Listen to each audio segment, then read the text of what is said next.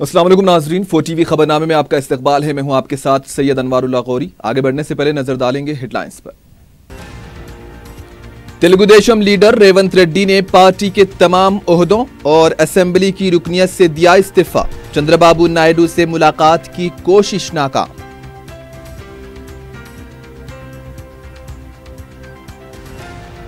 अवाम के बुनियादी सहूलतों का ख्याल रखने पार्टी कारपोरेटर्स को केटीआर की हिदायत।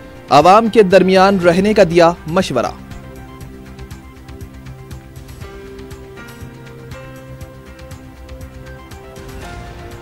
अजीमतर बल्दिया हैदराबाद में नालों पर गैर कानूनी तामीरात को मुनहदिम करने की मुहिम का आगाज। हफ्ते को 60 इमारतों का इन्हिदाम।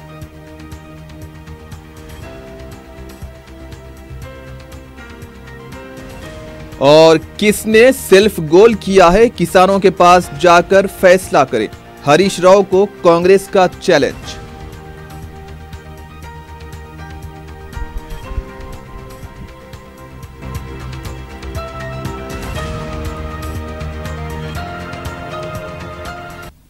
और अब खबरें तफसील से। तेलुगुदेशम लीडर रेवंत रेड्डी ने आखिरकार तेलुगुदेशम पार्टी के तमाम ओहदों से इस्तीफा दे दिया है। रेवंत रेड्डी ने असेंबली की रुकनियत से भी इस्तीफा दे दिया और अपना मकतूबे इस्तीफा स्पीकर को रवाना भी कर दिया है। गुज़िश्ता 10 दिनों से कांग्रेस में रेवंत रेड्डी की शमूलियत की खबरों के बाद तेलुगुदेशम के तेलंगाना कायदीन और रेवंत रेड्डी के दरमियान सर्द जंग का सिलसिला शुरू हो गया था। आंध्र प्रदेश के वजीर आला नारा चंद्रबाबू नायडू के बैरूनी दौरे से वापसी के बाद इन्होंने तेलंगाना तेलुगुदेशम के कायदीन को अमरावती तलब किया था। रेवंत रेड्डी भी अमरावती पहुंच गए थे और उन्होंने चंद्रबाबू नायडू से मुलाकात की कोशिश की, लेकिन चंद्रबाबू नायडू ने उन्हें इंतजार करने के लिए कहा और इसी दौरान रेवंत रेड्डी वजीर आला दफ्तर के सेक्रेटरी को अपना इस्तीफा हवाला करने के बाद हैदराबाद वापस हो गए। रेवंत रेड्डी ने कहा कि वो कोडंगल में अपने हामियों से तबादला ख्याल करने के बाद आइंदा की हिकमत अमली का ऐलान करेंगे। तो दूसरी तरफ चंद्रबाबू नायडू ने रेवंत रेड्डी के पार्टी छोड़ने पर तबसरा करते हुए कहा कि मुस्तकबिल की तलाश में पार्टी छोड़ने वालों के बारे में कुछ नहीं कह सकते। इस तरह कई कायदीन ने भी ऐसे इक़दाम उठाए हैं। रेवंत रेड्डी ने अपने मकतूबे इस्तीफे में लिखा कि पार्टी के मौजूदा हालात से उन्हें बहुत तकलीफ हो रही है। वो पार्टी और चंद्रबाबू नायडू की अब भी इज्जत करते हैं। रेवंत रेड्डी ने अपने मकतूब में लिखा कि वो केसीआर के खिलाफ जद्दोजहद कर रहे हैं, लेकिन आंध्रा के वुज़रा उन्हें नुकसान पहुंचाने के लिए टीआरएस हुकूमत से कॉन्ट्रैक्ट हासिल कर रहे हैं, इसलिए उन्होंने पार्टी छोड़ने का फैसला किया है।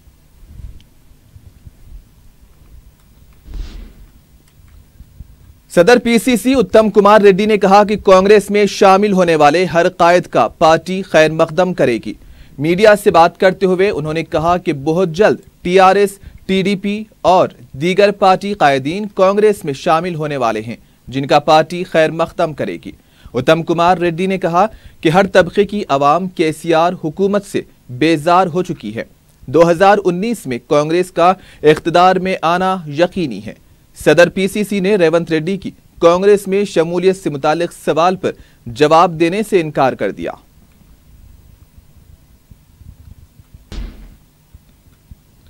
वजीर बलदी नज़्म नस्ख के तारक रामा राव ने टीआरएस कारपोरेटर्स को अवाम के बुनियादी सहूलतों का ख्याल रखने की हिदायत दी है।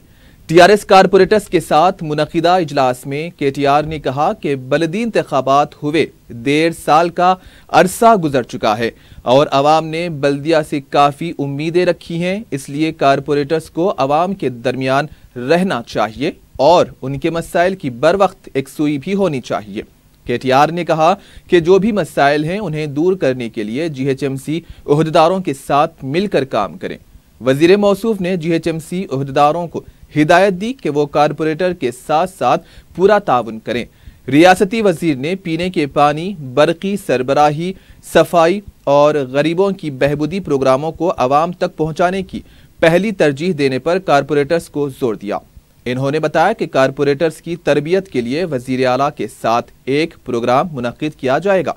केटीआर ने शहर की तरक्की के लिए कारपोरेटर्स को सरगर्म हो जाने और तरक्याती कामों में रोल अदा करने का भी मशवरा दिया। इजलास में कारपोरेटर्स ने अपने अपने डिवीजन्स के मसाइल से रियासती वजीर को वाकिफ करवाया। रियासती वजीर ने भी तरक्याती कामों की तफसीलात से कारपोरेटर्स को वाकिफ करवाया।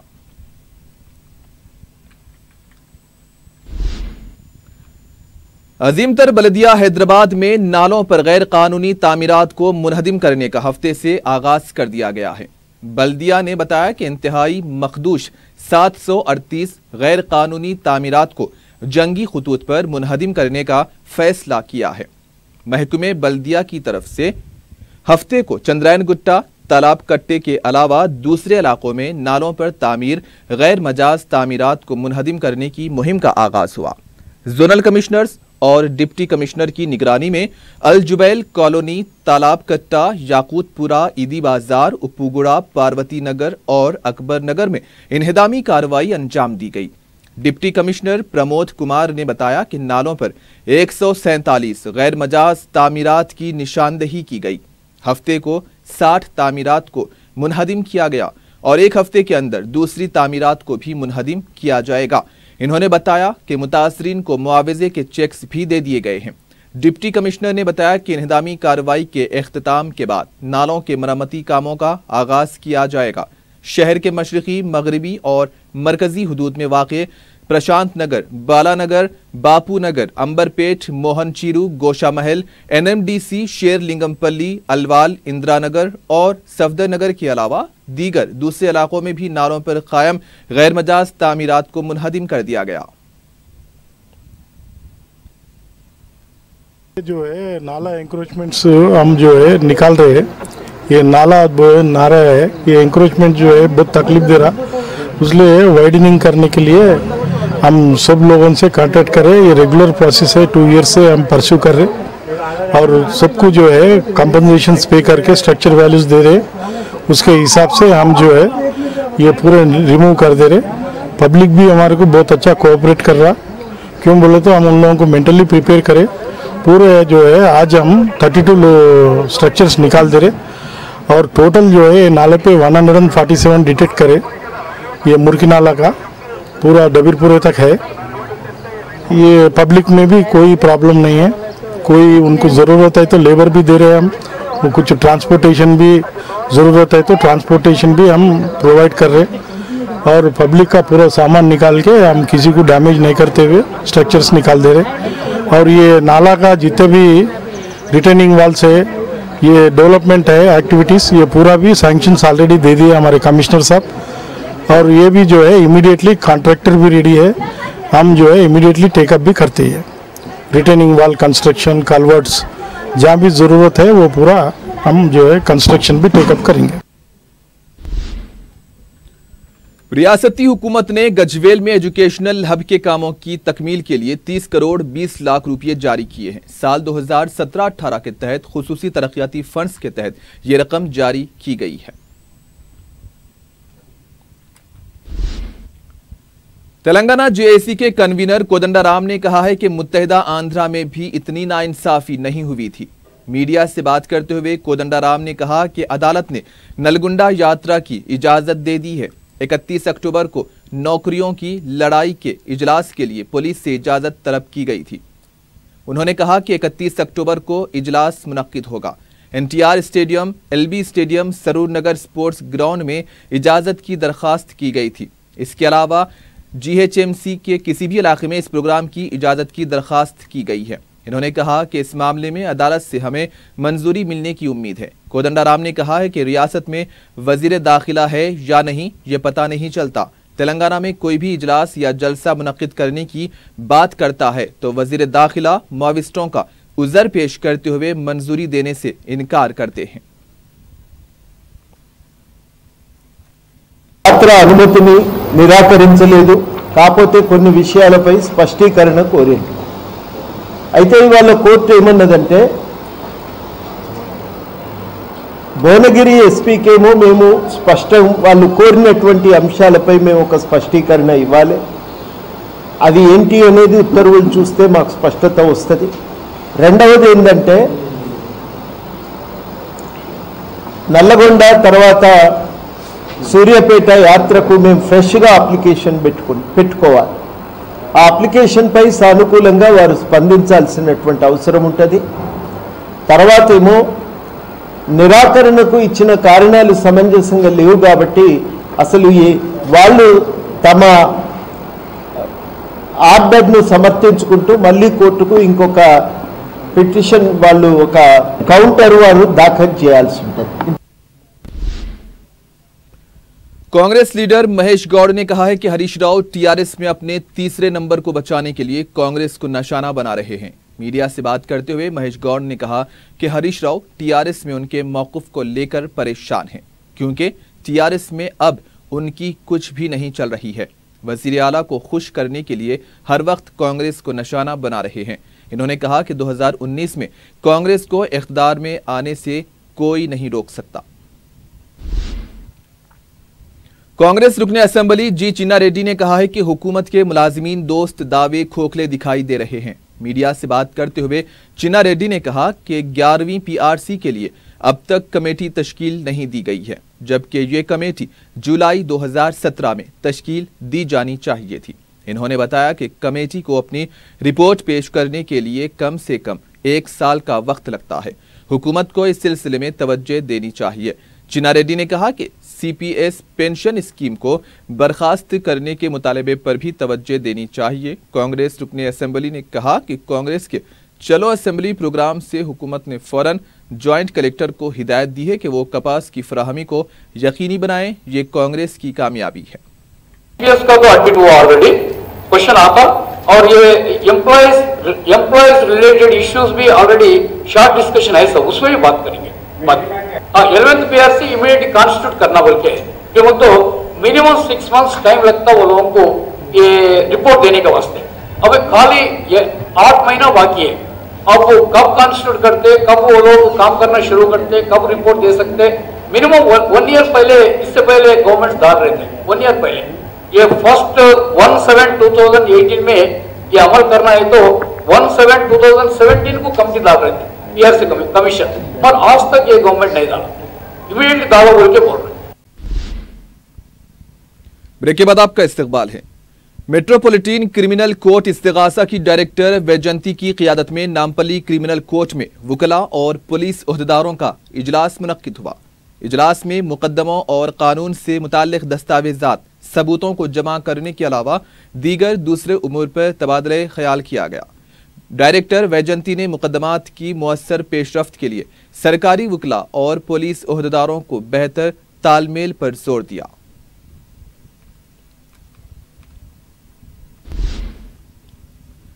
साबिक रुकने पार्लियामेंट पूनम प्रभाकर ने रियासती वजीर हरीश राव को चैलेंज किया है कि सेल्फ गोल किसने किया है, ये किसानों के पास जाकर फैसला करें। मीडिया से बात करते हुए पूनम प्रभाकर ने कहा कि असेंबली किस तरह से चलाई जाती है ये हरीश राव से सीखने की जरूरत नहीं है। उस वक्त ये उसूल कहाँ गए थे जब बेंचों पर चढ़कर माइक तोड़कर एहतजाज किया जाता था। उन्होंने कहा कि इतवार को असेंबली इजलास नहीं है।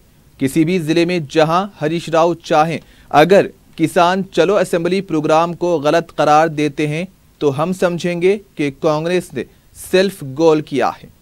दयालु वेदालु बोले तो हिंदी में क्या बोलते मुझे मालूम नहीं है। शैतान हमको सबक सिखाने की बात की जरूरत नहीं है। कैसा टेबल छेड़े, कैसा माइक तोड़े, हरीश राव से हमको सीखने का नहीं। हम एक डेमोक्रेटिक वैल्यू को रिस्पेक्ट देते। आज हाउस में क्या चल रहा, अनडेमोक्रेटिक, सिंगल वन साइड, किसी को बात करने के मौका नहीं देते, माइक कट करते। आप जाके क्यों असेंबली में एक बार देखो टीवी क्या होता, बाहर से देखो तो टीवी में नहीं दिखाते। हम लोग उतना प्रोटेस्ट किए, एक बार भी सिंगल प्रोटेस्ट को नहीं दिखाए। This is undemocratic. हमारा प्रोटेस्ट को भी पब्लिक को देखना चाहिए। और आप सेल्फ गोल करें, आप सेल्फ गोल हो गए, यहाँ नहीं गांव में जाएंगे, किसान को पूछेंगे। मैं सवाल कर रहा हूं हरीश राव से, आओ किसान के पास में वही खेती में जाएंगे जो किसान भाई बोलता है, दैट इज फाइनल, वही बात चलना है। वही बात पे अगर आने का दम है तो कल संडे है, असेंबली नहीं है, कल आने के लिए हम सवाल कर रहे हैं। कांग्रेस लीडर जी वेंकट रमना ने सवाल किया है कि क्या केसीआर ने कल ही वजीर आला के ओहदे का जायजा लिया है। मीडिया से बात करते हुए जी वेंकट रमना ने कहा कि वजीर आला आउटसोर्सिंग और कॉन्ट्रैक्ट मुलाजिमीन की बात कर रहे हैं, जबकि 3 सालों में वजीर आला ने कितनी मखलूआ जायदादों पर तकर्रुरात किए, इसका उन्हें जवाब देना चाहिए। वजीर आला को ड्रामेबाजी बंद करनी होगी। नौजवान टीआरएस को सबक सिखाने के इंतजार में हैं। कांग्रेस लीडर ने कहा कि पहले मुस्तकिल मुलाजिमतों पर तकर्रुरात के बारे में बात होनी चाहिए। क्या जरूरत है साहब कॉन्ट्रैक्ट और आउटसोर्सिंग? आप बोले ना जितना खाली है हम लोग जल्दी से जल्दी उसको फिलअप करेंगे, उसका जरूरत नहीं। बोले 3 साल से क्या कर रहे हैं, सो जा रहे। तेलंगाना पीएससी को क्यों नहीं दे रहे? ये पूरा ड्रामा कंपनी चला रहा तेलंगाना राज्य में। नहीं चलेगा मिस्टर केसीआर, ऐसा ड्रामा कंपनी नहीं चलेगा। अभी तेलंगाना का यूथ आपका ऊपर हमला करने के लिए तैयार है। कम से कम अभी तो जल्दी से जल्दी इसका पूरा फिलअप करो बोल के हम डिमांड कर रहे हैं। हज कैंप 2017 के कामयाब इनेकाद के सिलसिले में रियासती हज कमेटी की तरफ से एक तकरीब का इनेकाद अमल में आया। हज कैंप के दौरान ताउन करने वाले 26 शोबेजात से वाबस्ता अफराद को तौसीफनामे पेश किए गए। इस तकरीब में नायब वजीर आला मोहम्मद महमूद अली, महकमे अखिलती बहबूद के मुशीर ए.के. खान, सेक्रेटरी महकमे अखिलती बहबूद उमर जलील और रियासती हज कमेटी के सदर नशीन इससे शुकूर ने शिरकत की। इस मौके पर नायब वजीर आला महमूद अली ने हज कैंप के कामयाब इनेकाद में ताउन करने वालों से इजहार तशक्कुर किया। इन्होंने कहा कि आज़मीन की खिदमत करते हुए उन्हें और भी बेहतर सहूलतें फराहम करना हुकूमत का मकसद है और मुस्तकबिल में भी बेहतर से बेहतर सहूलतों की फराहमी को यकीनी बनाया जाएगा।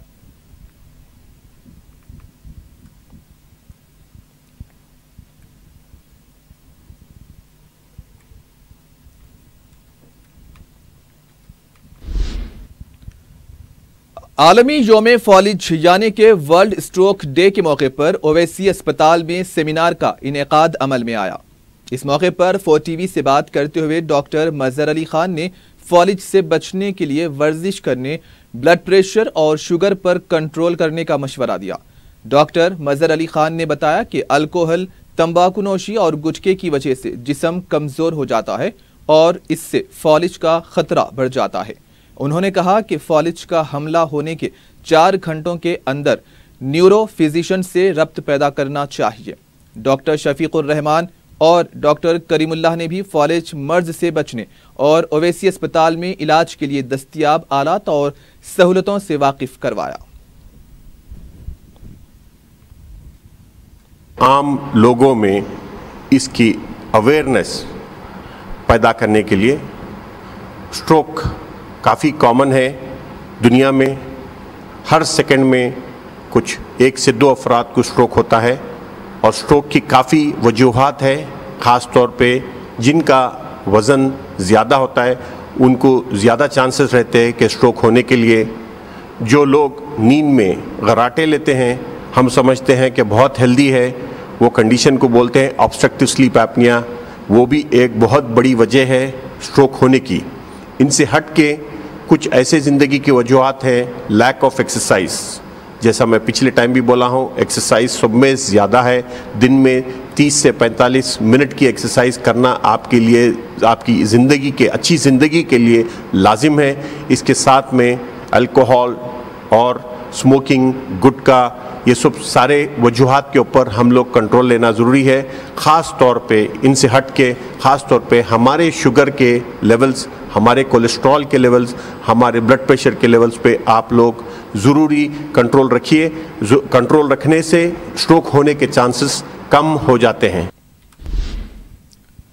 सदासिफ पेट के गांव मेदाकुंटा में मस्जिद की अराजी पर शरपसंदी की कोशिश को नाकाम बनाने पर गांव के बुजुर्गों और नौजवानों के वफद ने दारुस्सलाम में कायदे मजलिस अकबरुद्दीन ओवैसी से मुलाकात की। इन्होंने बताया कि अरकान असेंबली अहमद पाशा कादरी और कौसर मोहिउद्दीन की बरवक्त मुदाखिलत और आला पुलिस ओहदेदारों से राब्ता करने से शरपसंदों की हौसला शिकनी हुई और तनाज़े की एकसुई भी हुई है।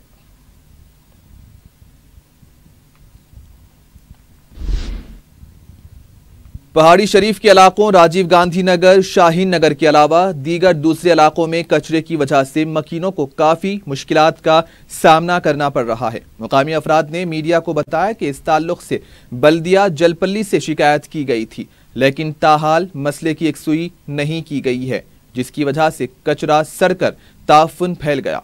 इन्होंने बताया कि मज़कूरा इलाकों में मच्छरों की कसरत हो गई है, जबकि कचरे के अंबार और जमाशुदा बारिश के पानी में ये अफजाइश हो रही है। एक तरफ शहरी मौसमी बुखार से परेशान हैं, तो दूसरी जानिब उन्हें मच्छरों से होने वाली बीमारियां मलेरिया, डेंगू बुखार से मुतासिर होने का अंदेशा भी लाहक हो गया है।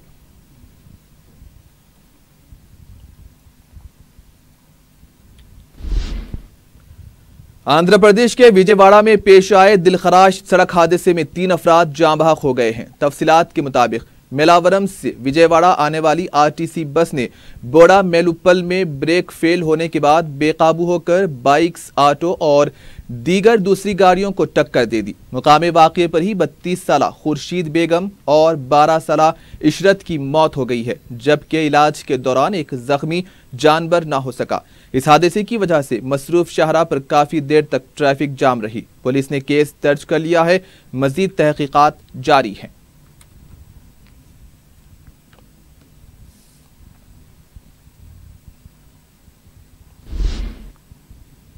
और आखिर में हेडलाइंस पर एक और नजर। तेलुगुदेशम लीडर रेवंत रेड्डी ने पार्टी के तमाम ओहदों और असेंबली की रुकनियत से दिया इस्तीफा। चंद्रबाबू नायडू से मुलाकात की कोशिश नाकाम।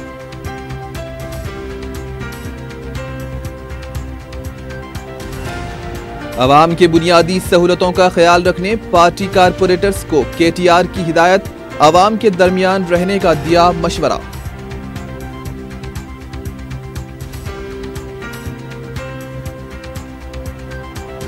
अजीम तर बल्दिया हैदराबाद में नालों पर गैर कानूनी तामीरात को मुनहदिम करने की मुहिम का आगाज। हफ्ते को 60 इमारतों का इन्हेदाम।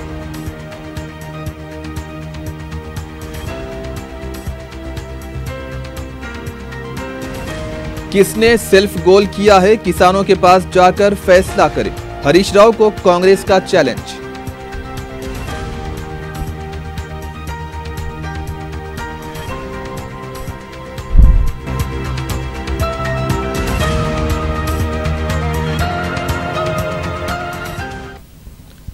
इसी के साथ ही 4TV खबरनामा यहीं पर अख्ताम को पहुंचता है। सैयद अनवारुल्लाह गौरी को दीजिए इजाजत। अल्लाह हाफिज।